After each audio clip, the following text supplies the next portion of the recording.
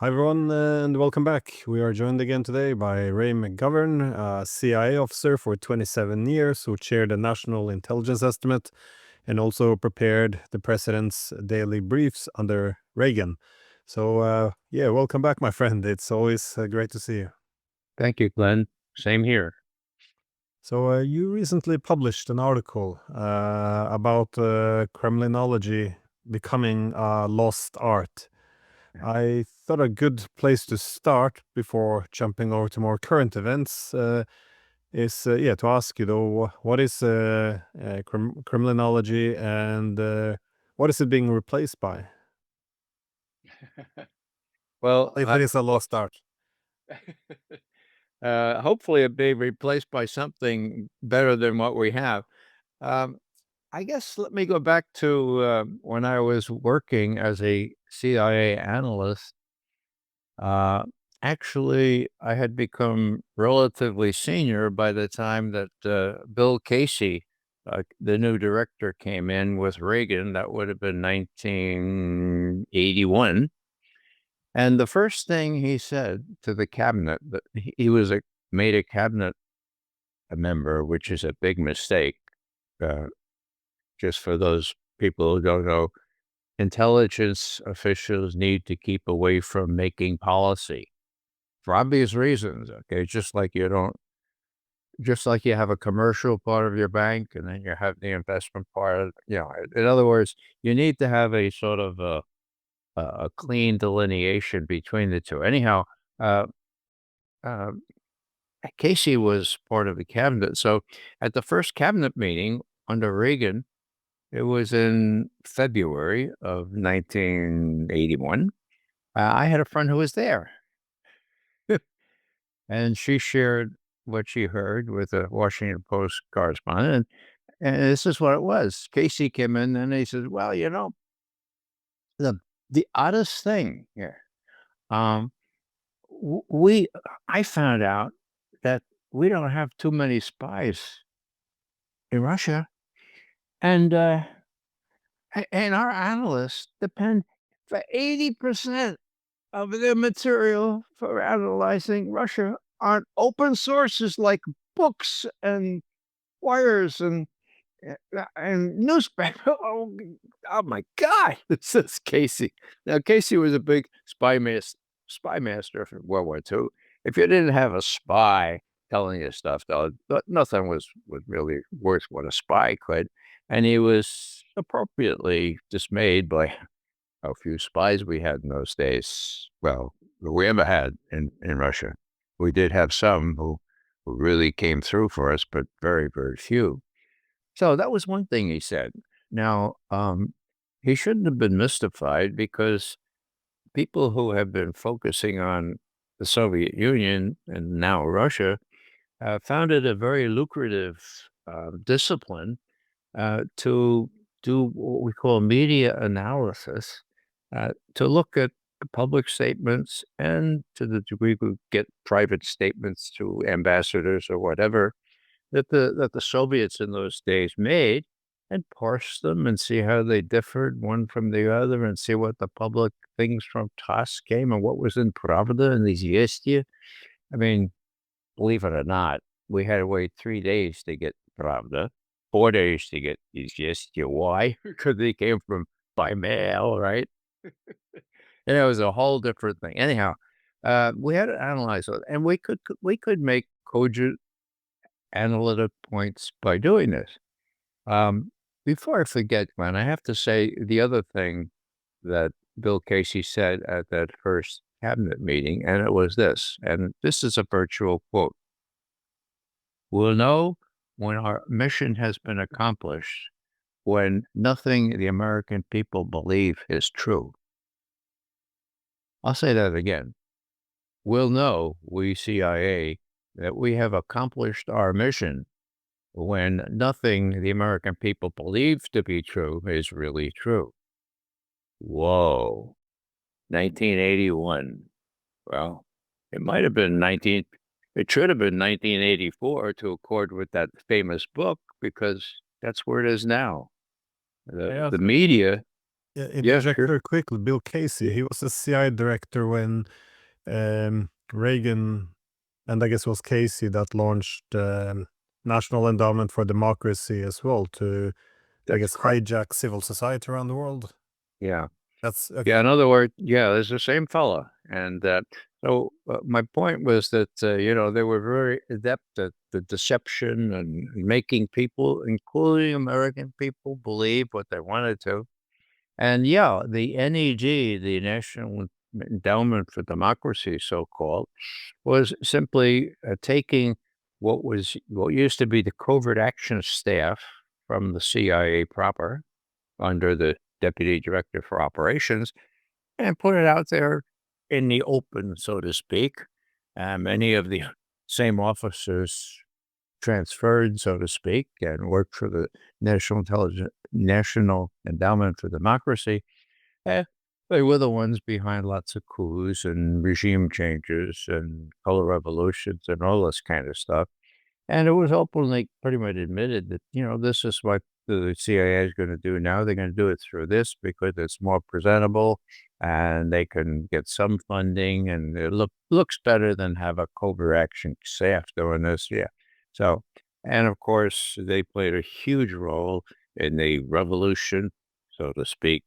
I mean, the coup in Kiev in February 2004, 2014. So, yeah, so it's the same guy, and why I say that is because we'll get back to the media analysis. Um, when he came on board as an analyst, I was fluent in Russian. I had taught Russian, and I knew a lot about Russian history and so forth. Uh, my first job was watching Russia's relations with China, and it was a growth industry because we needed to prove to these troglodytes like James Jesus Angleton that this was real, that the Russians and Chinese really had some problems, right? Oh, no, they're all communists. You've been taken in by these.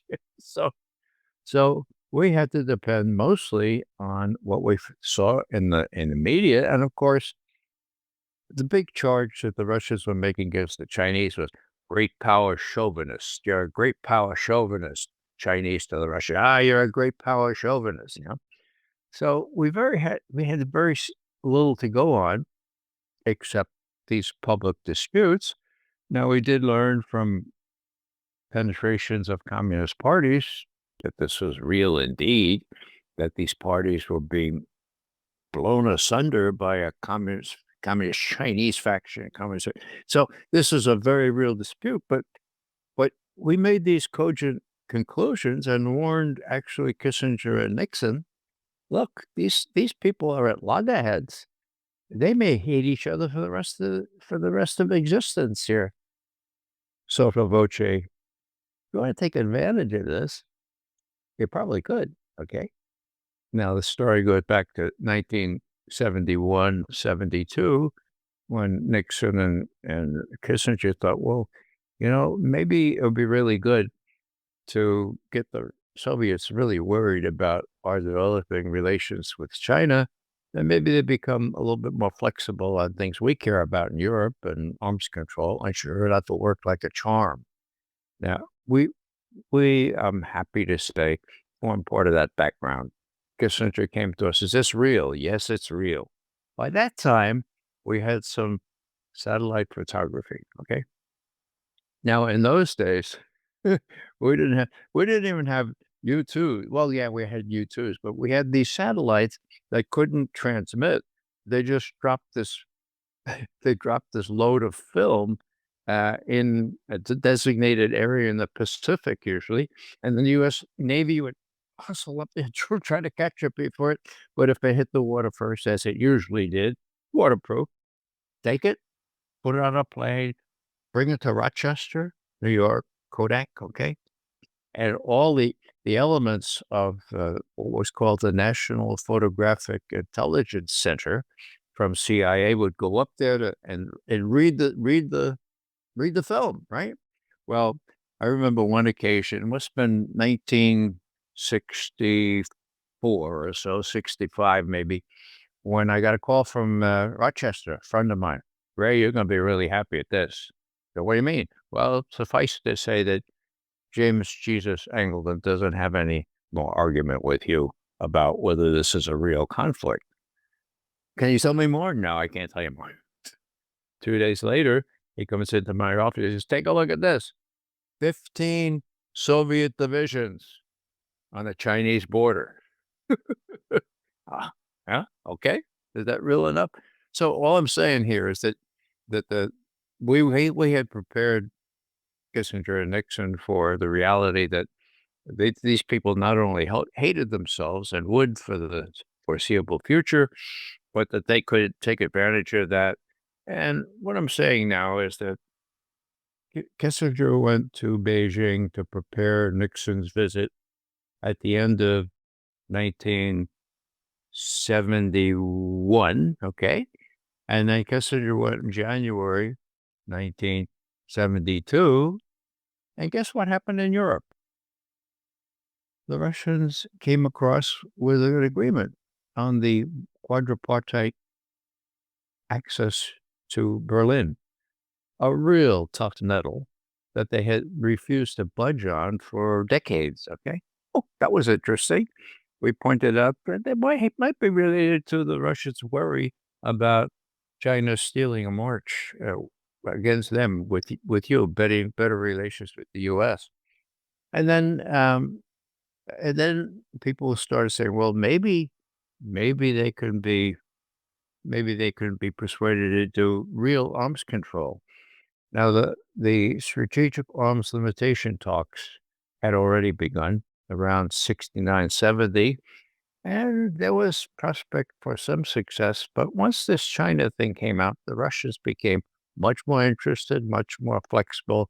And suffice it to say that my branch had 3 people involved in this, one with the delegation, SALT delegation, either in Vienna or Helsinki, one with the military analysts who, we needed to work with, and the other one reporting day to day to the director and other people in Washington. So I had 3 of my analysts doing that, and then I got invited to Moscow for the signing ceremonies.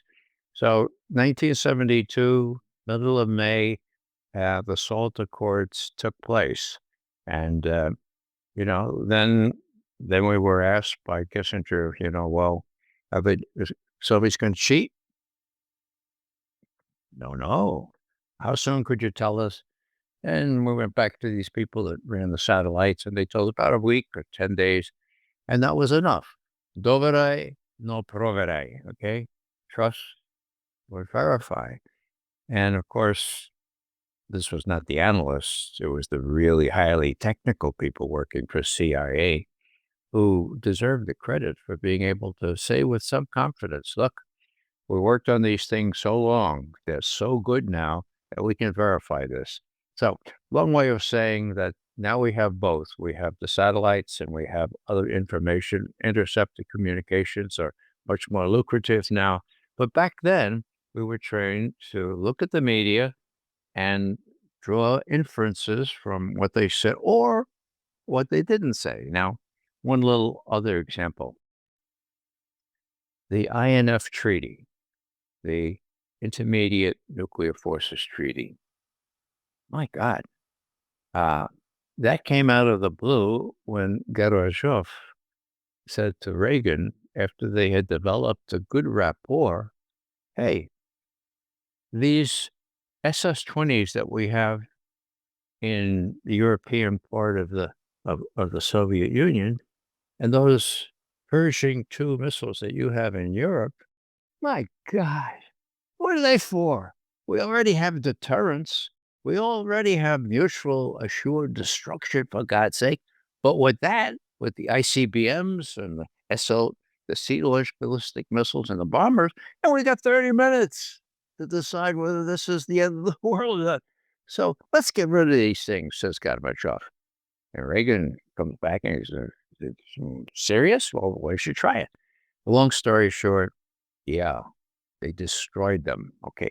They destroyed them. They hacked them up. Scott Ritter, who was a mutual friend of ours, was the first on the scene to a place called, god awful place called Butkinsk.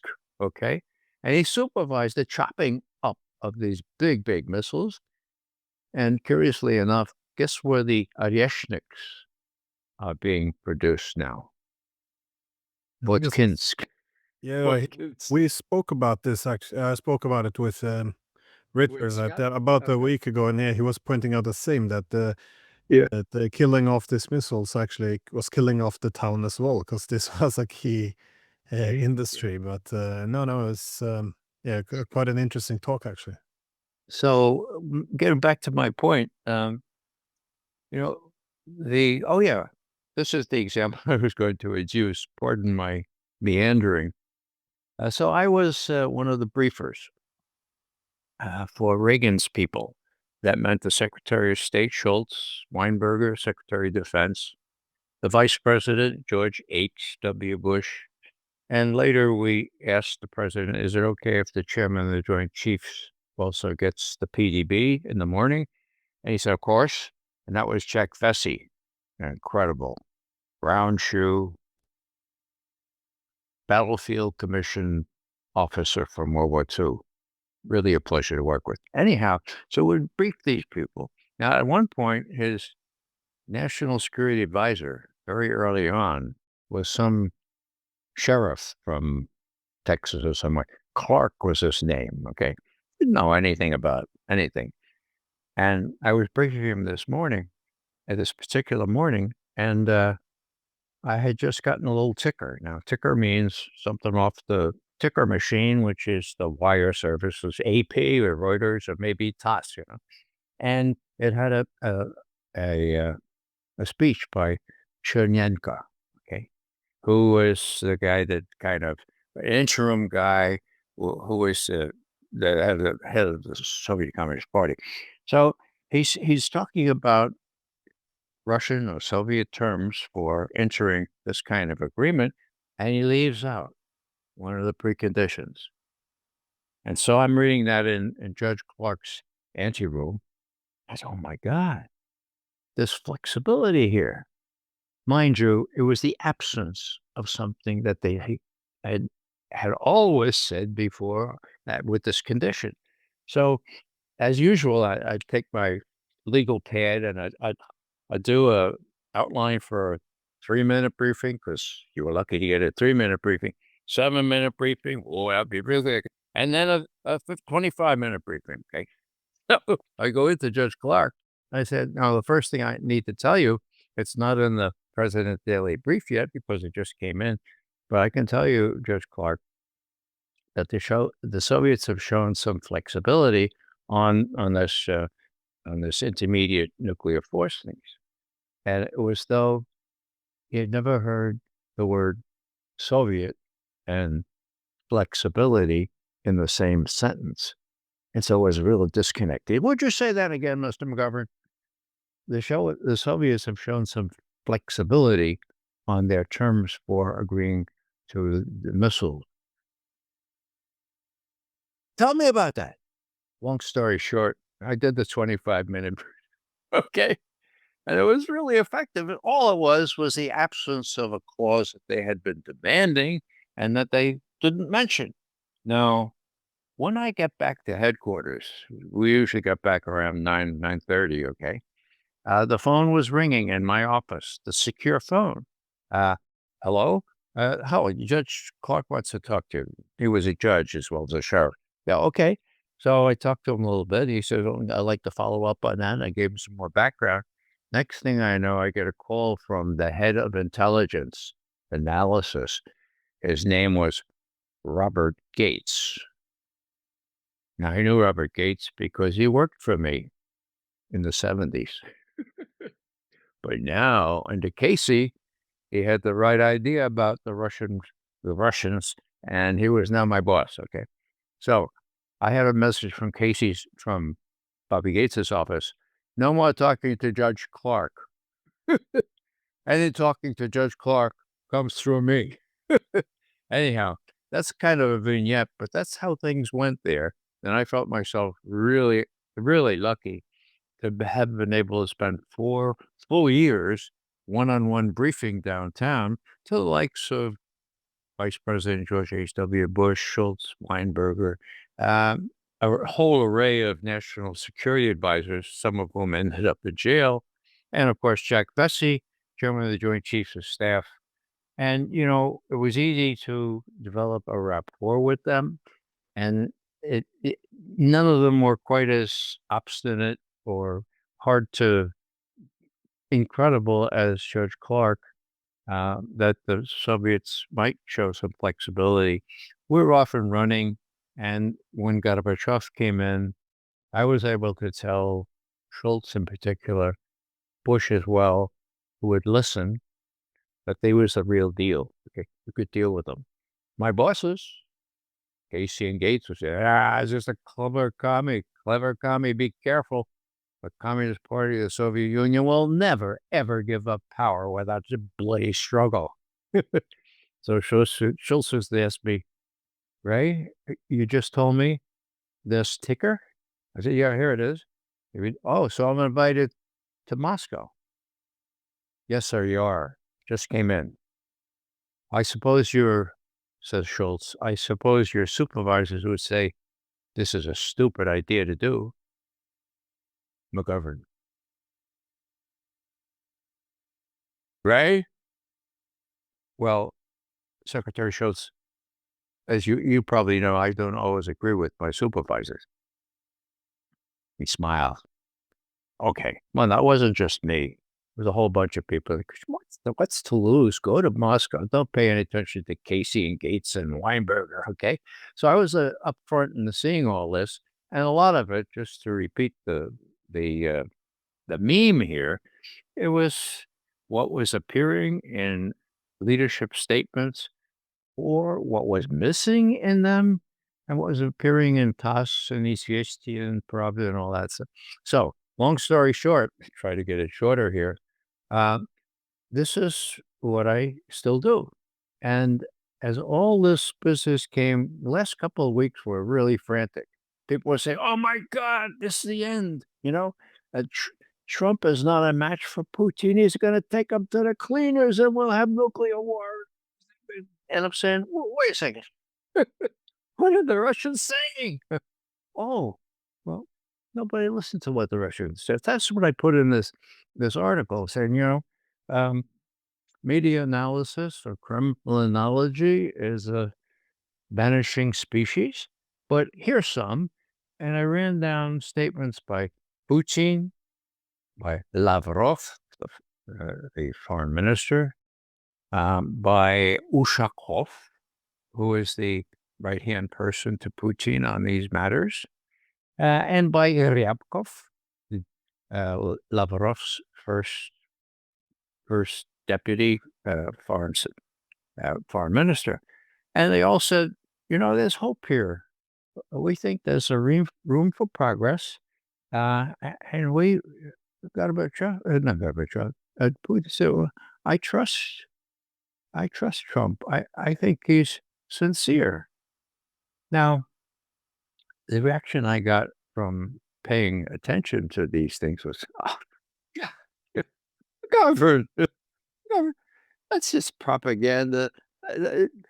When Putin gets to Alaska, he's going to take them to the cleaners and we'll all be in really deep kimchi. Well, let me just finish up this little thing by saying what Putin said yesterday, okay?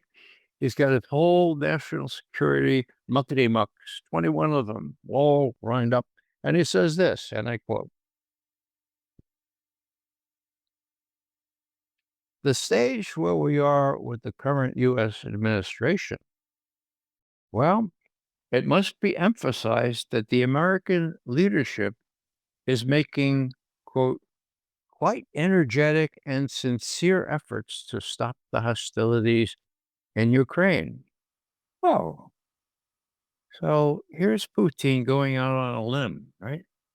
After all the betrayals under Biden, under Obama, and under Trump in his first incarnation, he's going out on a limb. He's telling all his people, look, the U.S. is making, quote, quite energetic and sincere efforts to stop the hostilities, end quote.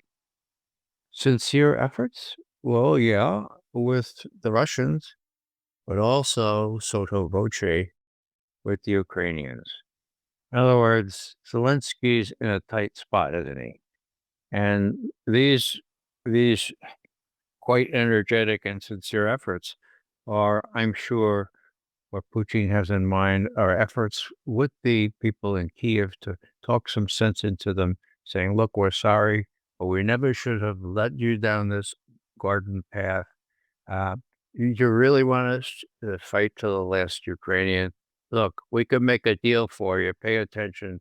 That's what we're going to try to do. So that's what Putin is saying here. And then I should probably add this. Um, Putin says, if we move from this first meeting to the next stages and reach agreements in the field of strategic offensive missiles, that would be arms control. And this would create long-term conditions for peace between our countries, in Europe, and in the world as a whole, period, end quote.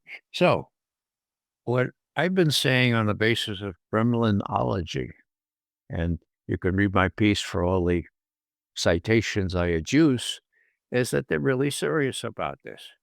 Now, he said that yesterday.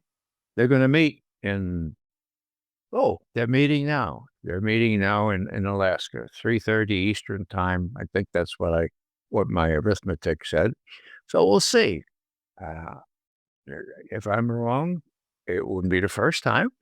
I think we're all, as we analyze Russia and the Soviet Union, we all have made mistakes. But the evidence is so mounting, and Putin's so willing to go out on a limb, before all these people who have been betrayed by promises not to expand NATO, promises to get the Ukrainians to cease fire, promises up the kazoo, and here's Putin saying, "No, I think he's sincere.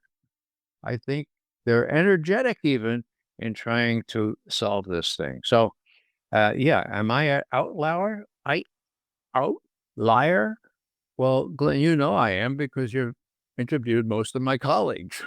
Right? They look at it a lot differently. They see a dark side here. That's a possibility. I don't think so. But as I said before, I've been wrong before. And it may be when we wake up tomorrow morning, I will have egg all over my analytical face.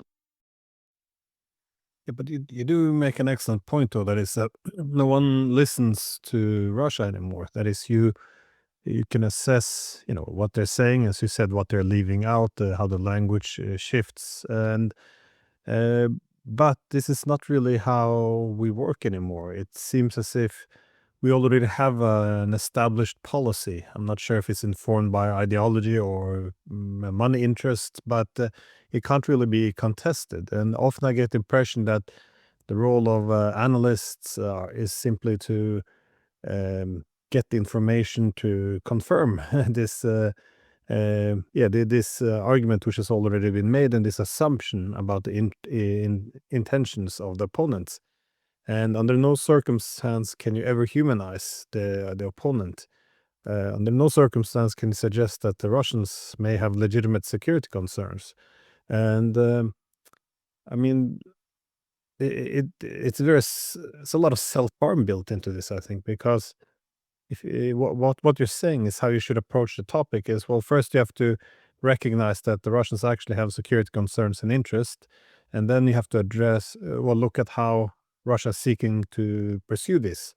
But we can't do any of this anymore, it seems. I mean, the idea that looking, as you said now, at the language coming out of the signals coming out of Moscow, that they really want a peace, but they need to make sure it's not a temporary ceasefire, so it only prolongs, but they need a final end to it. So you have to address NATO.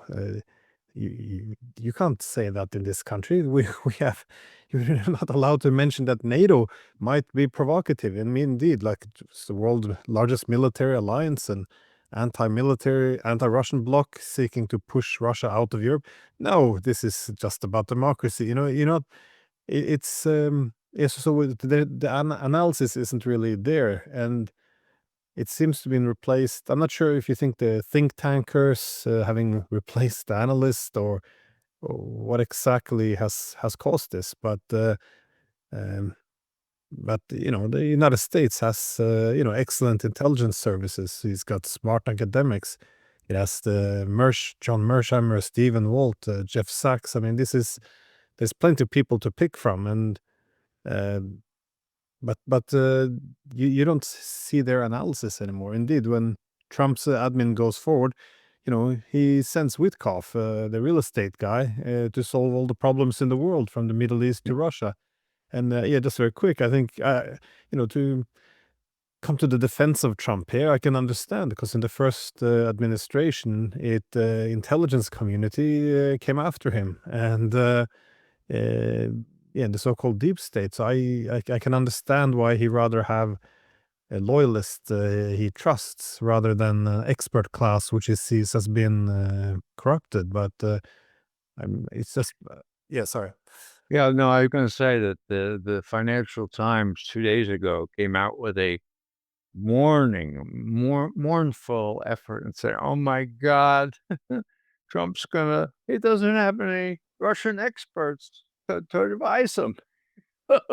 And they mentioned Fiona Hill as one of these Russian experts. Now, I hasten to add that she was the National Intelligence Officer.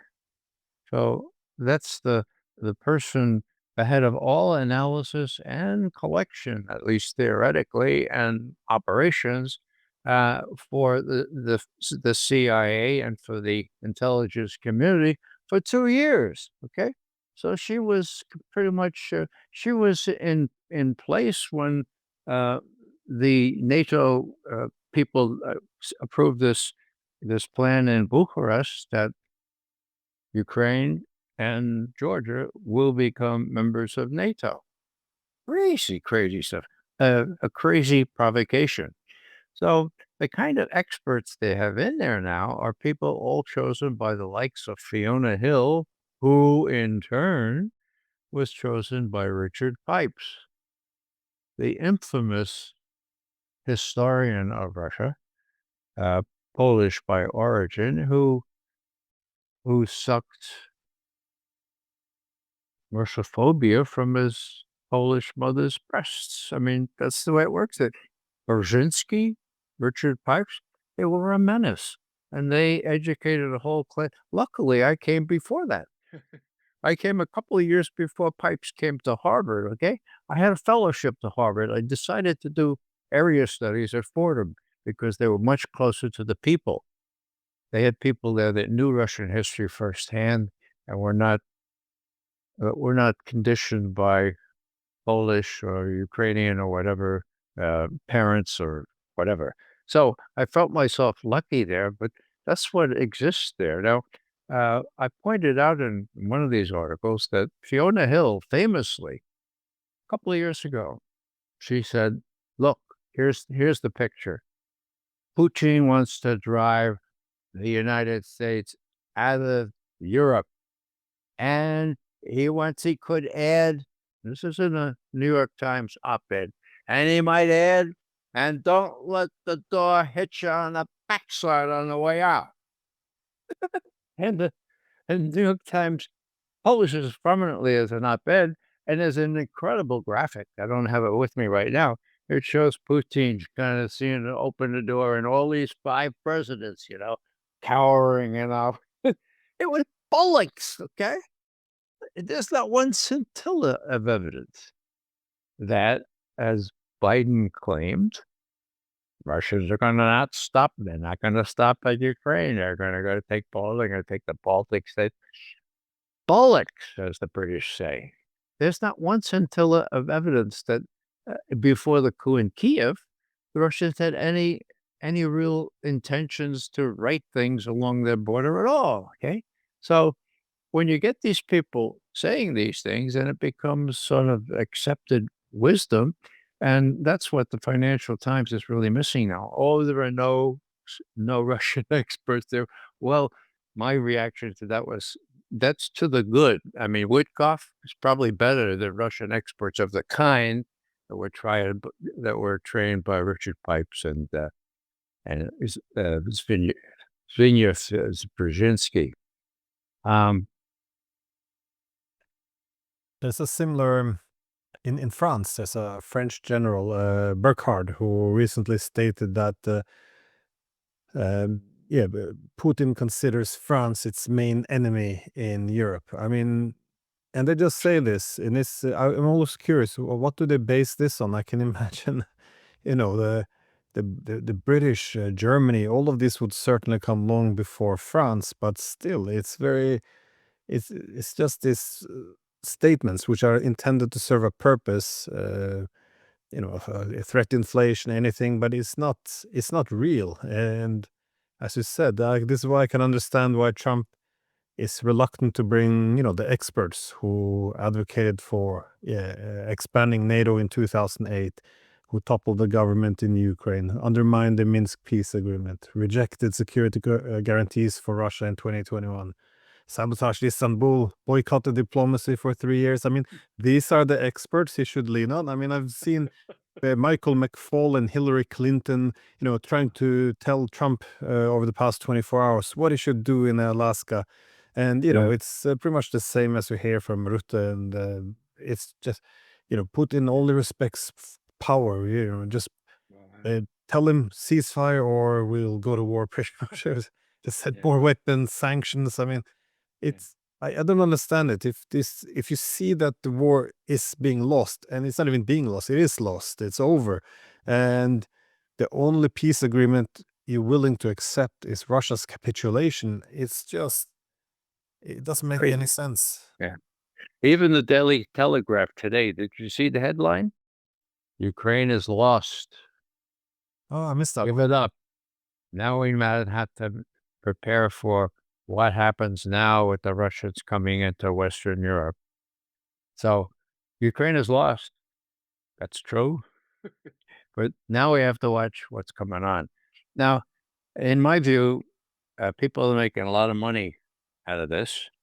They're making a lot of money because the media is playing up this without any really any sense of perspective or even honesty. And the reason they're doing that largely is because the media represents a very small cost unit of the conglomerates that run the media and are making real money building jet planes and cruisers and all kinds of military equipment. So you have the military industrial complex on spades. And as you know, I've had this acronym, which now is in some dictionaries. Okay. It's the Mickey Mat. Okay. And you mentioned think tanks, they're part of it. Okay. The military, industrial, congressional, intelligence, media, academia, think tank complex. It grew like Topsy after Truman, after Eisenhower, I should say. And, coming around full circle, Eisenhower warned specifically that this power was growing in an almost inexorable way. And the only antidote to it was a well informed citizenry. Huh? Okay. That's what you get with the media.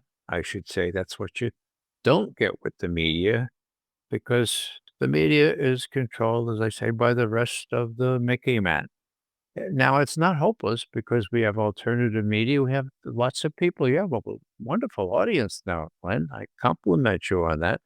People willing to learn, but I hope they're willing to spread the truth around because it's an uphill task. And breaking into the mainstream media has so far been impossible. I used to get on CNN couple of times a year, but then I fell out of favor when I said that my former colleagues had prostituted themselves, inventing intelligence on weapons of mass destruction in Iraq. It doesn't matter that I was right or not. That doesn't matter at all. That was not the meme. And so I've been excluded. Even been excluded from a lot of social media that used to put me on. I could enumerate five such things right now and off the top of my head. Aaron Mate, a good friend of mine and a wonderful analyst, used to work for Democracy Now! And he's very, very complimentary of my pioneering work on Russiagate and the fact that it couldn't be real because that Russian hacking thing couldn't be real. Anyhow, he said, Ray, I went back and checked on Democracy Now! And all of a sudden they stopped having you on when Russiagate started, and they didn't have me on for a long time. I said, "How long?" 8 years. 8 years. Yeah, and then they had you on 2 years ago in October, and so I hadn't realized that 8 yeah, I knew I had been sort of put beyond the pale, that I had been sort of, made made like a leper there, but why was that? That was because I was saying Russiagate was phony from the start, and they had some woman, what's her name? Empty Wheel is what she goes by, no credentials at all. I tried to persuade her. I said, Bill Binney, the genius that used to work at NSA, yeah, well, he's got it all pieced out. He created these systems. There couldn't have been a Russia hack. He's got the Snowden materials and he knows. And she says, I don't believe that. And besides, what she did was really highly irregular. She was so assiduous on finding these Russians that she turned over some of her sources to the FBI and proudly admitted that. And Amy Goodman, at the head of Moxie Now, at one point said, "Now, before we finish, you acknowledge that you sent some of the you sent the FBI information on some of these the source." Yeah, yeah, well, I did that. Yeah. So yeah, well, totally corrupt thing, even in the social media, some of the alternative media, because they just at least the Democratic leaning media. And the other story, of course, is our good friend Patrick Lawrence, incredible journalist. He worked for he was a columnist for The Nation, the flagship of liberal or progressive democratic thought. Well, he wrote an article based on our information about there could not be a Russian hack. It's all made up by the Dems and the intelligence community. It went into The Nation, and they published it, and then all hell broke loose. The editor of The Nation said, "Oh, it's under investigation now." Under investigation? What kind of thing is that to do to a columnist, okay? And then they tried to impugn it. They fired him. Fired him, all right? 8 months later, when the dust settled, and, now, of course, turns out he was exactly right, and we have sworn testimony from the head of the forensic unit that was supposed to look into the DNC computers, sworn testimony that no one hacked into those computers to get those DNC emails. No one. Not Russia, not anybody else. The forensics are clear. There aren't any exfiltration signs, and that information was given to a House committee on the 5th of December, 2017, Glenn. 2017. What's today? 2025. Do the arithmetic. That too, I think, is 8 years. My God. You ask any American on the street, did the Russians hack into the DNC computers to get those emails that were so prejudicial to Hillary Clinton? I'll bet you 8 out of 10. Of course they did. I read it in the New York Times or the Washington Post or whatever rag they read. So we have an uphill struggle here, and it's because the media is kind of, well, let me just finish with this. The media has been particularly neuralgic about letting the truth out about this testimony by the head of CrowdStrike. His name is Sean Henry. He was the one that testified on the 5th of December, 2017, okay, that there was no evidence that anything had been exfiltrated from the DNC. None of these emails came from exfiltration, okay? Now, when Adam Schiff came in the next month, he put that in the bottom of his safe, and it's not been in the public media. So, um, this is how it works. And now, uh, Kash Patel, head of the FBI, and Tulsi Gabbard have released a lot of this stuff and kind of thrown down the gauntlet. Okay. Uh, there was no Russian hacking. There was no Russian interference. It was all made up out of whole cloth. And we have whistleblowers from the CIA and other agencies that have come to us and told us exactly how it was done. Okay. Now, is that significant? Yeah, it is. Very significant. Because in my view, it has not only to do with total corruption and trying to just emasculate a president. I hold no brief for Donald Trump, by the way, but I don't like artificial emasculation of presidents. Okay. It was not only that, it involved a murder. Do not blanch before the word murder. Just a couple weeks after it was revealed that WikiLeaks had gotten these emails prejudicial to Hillary Clinton, and I'm talking about early July 2016. The people who looked at these computers, in my view, were very easy to find who not hacked them, but who copied them onto a little thumb drive or some other external storage device. You don't have any signal of exfiltration if you copy it from a computer on a thumb drive, okay? And that person took it to WikiLeaks, and that's how they get it up and out. Now, who was that person? Well, I don't know. Are there any suspects? Well, there's this one kid, I think he was 25 or so. He was murdered on the streets of Washington about 2:30 in the morning on July 10th, and he worked for the DNC. And I go, oh, he's the guy that Julian Assange of WikiLeaks didn't finger by name, but said just a couple weeks later, we really are very concerned about what happens to our sources. And by the way, we're giving a $20,000 reward for information leading to the killer of Seth Rich. Huh. Wow. Well, now we were told in those days, don't mention Seth Rich. That would be, you'd be branded a security, or what's in a security, but what's the word they use? Conspiracy theorist, right?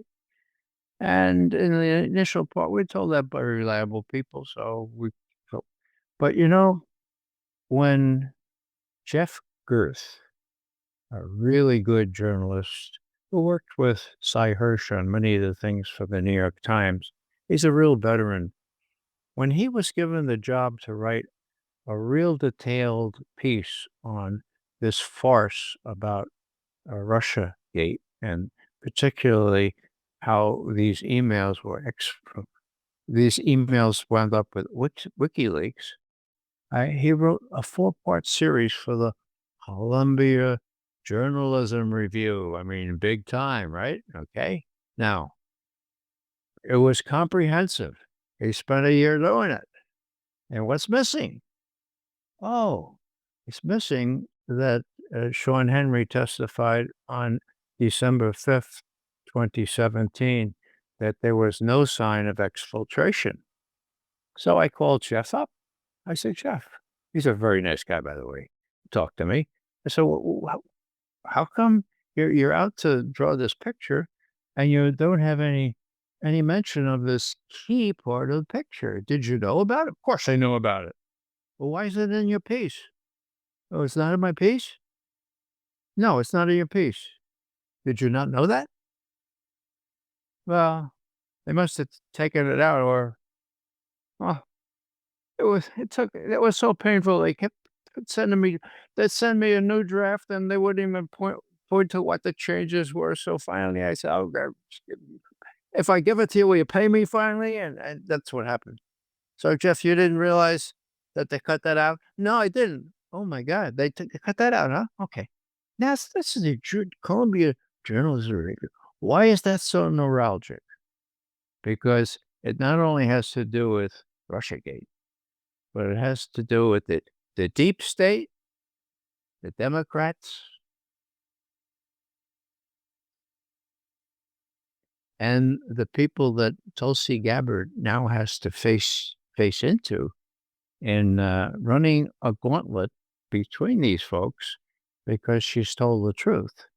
And, if you have not only creation of spurious intelligence, but also murder, you've got a lot to protect yourself against. And the media is like an accomplice in this, and they're just the Columbia Journalism Review is just as corrupt as any other part.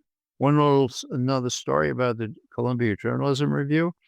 There was a fellow named Hyatt. What was it? Fred Hyatt? Yeah, he ran the op-ed part for the Washington Post for, well, 15 years. And then weapons of mass destruction came into vogue. And he ran, let's say he ran 80 op-eds, and 73 of them said, yes, there are weapons of mass destruction in Iraq. And there's other ones, well, we're not secure.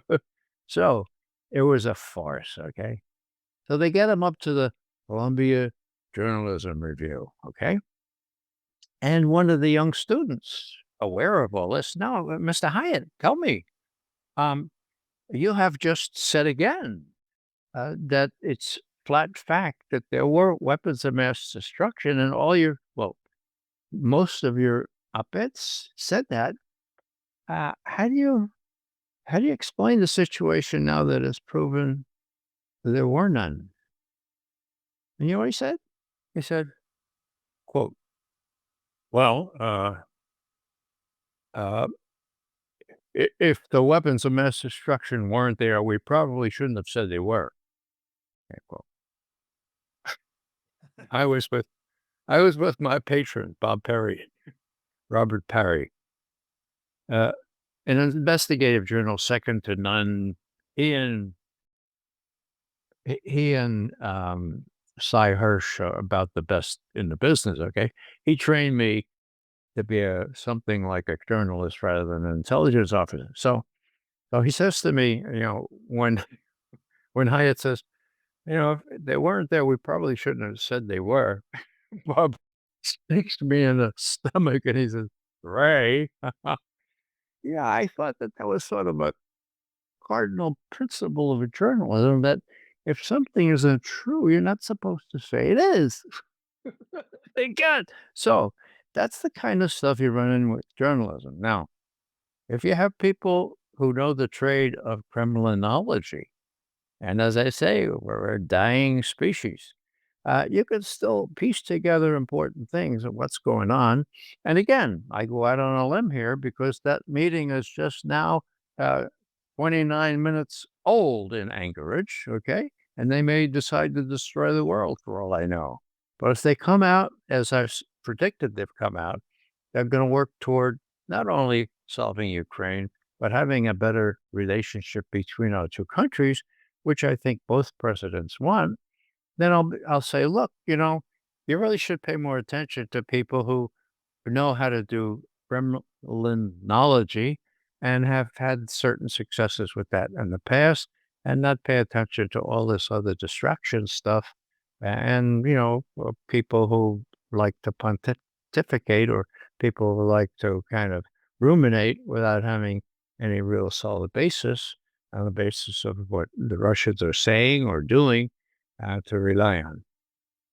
Sorry, I see on the side screen here that yeah, Putin is already in Alaska. He met with Trump and all on the tarmac. So it's, but Oh, yeah. I always wonder though with the media because either it's well, it's obviously very very increasingly dishonest, but it's either stupidity or belligerence. But I'm leaning more towards the belligerence or dishonesty because it's this narrative control which you see so you're fiercely trying to prevent information coming out. So, for example, for years now, they said, claiming that Russia's winning is propaganda and you have to be punished. Well, now they reckon, okay, they are winning. If you talked about the forced abduction or they call it recruitment of Ukrainians, this Russian propaganda. Well, now it's acceptable to say.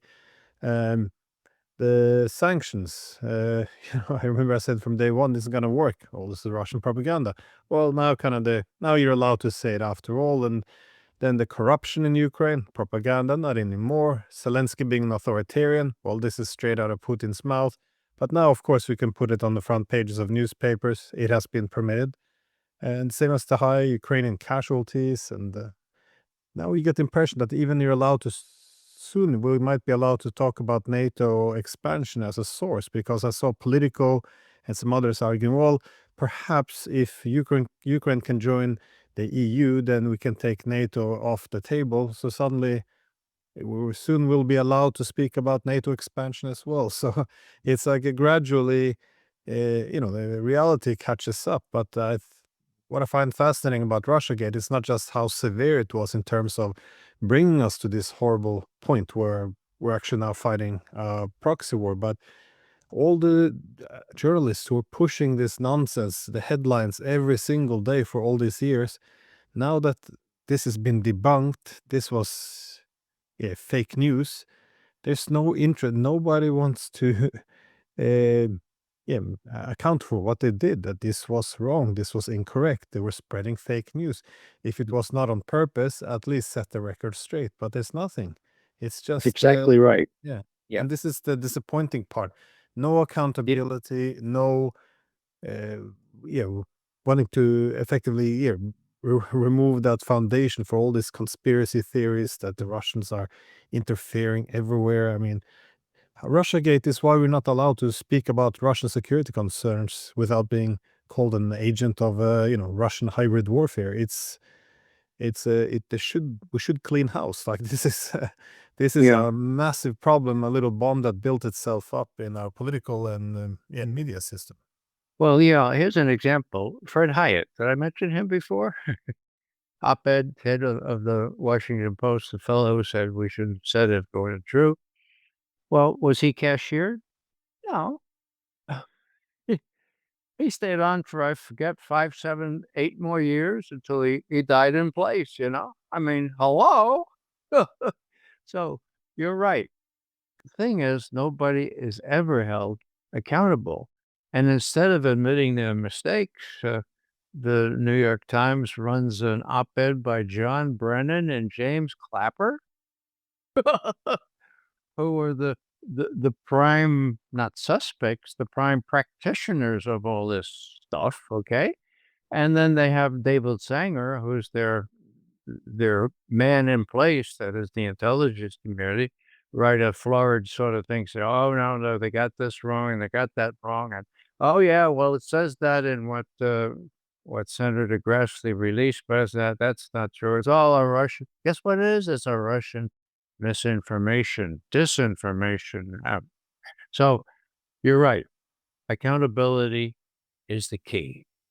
That no one held accountable for the lying about Iraq. And the people who composed that spurious estimate on the 1st of October, 2002, I call it the 4 of Lebanon, the whore of Babylon, it was so bad, okay? What happened to them? There were 4 of them, very high officials, like as high as you can go, 4 national intelligence officers. They all got bonuses. The others that lied also were richly rewarded. So you come up to this Russiagate thing? Well, if nobody's held accountable this time, well, I have confessed to a little hope that with Tulsi Gabbard and Kash Patel in place, and Kash Patel knows where all the bodies are buried, okay, and knows where the bodies that are still alive are now, like James Comey and John Brennan, those guys. So I have a meager hope that this time somebody will be held accountable, and if they're not, the judicial system is all fluey as well. So, we have to be patient, I suppose. But meanwhile, all this stuff is going down, and as you point out, for me, the operative thing about Russiagate is that for 8 years or so, the Americans were accustomed to thinking of the Russians as devils and as Putin with horns, or as Hitler or Satan.